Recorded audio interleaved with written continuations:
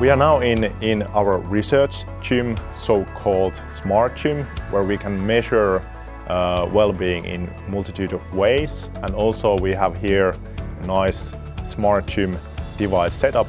These HUR devices have many competitive advantages as compared to so-called typical strength training devices. First of all, for us it is very important that we can measure the strength training progression in clients. Näytetään kortti laitteelle, niin hän tervehtii meitä kohteliasti ja sit siinä näkee mitä on edelliskerralla tehty tai viimeksi tehty ja niillä mennään, jos ei ole tarvetta vähentää tai sitten lisätä painoja tai liikettä.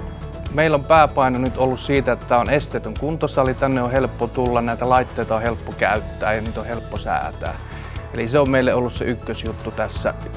They work with pneumatic resistance, which means that the resistance starts from zero and it's continuous kind of increase. It's very good for our clients who are not used to training in gym.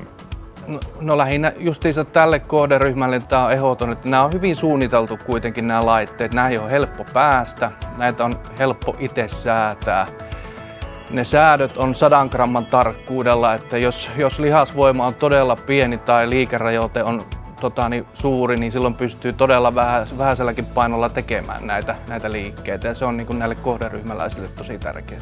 No mä oon ollut aika huono kuntosalin käyttäjä, että tästä se nyt on oikeastaan lähtenyt mun kuntosalin käyttöön. Että nyt tää on niin kuin juurruttanut mut siihen, että tällaisille laitteille on niin helppo tulla ja mä haluan nyt jatkaa tätä kuntosalitoimintaa. Tosiaan mä oon ollut hyvin laiska kuntosalikäyjä, enemmänkin mä oon lajiharjoittelija ollut aikanaan.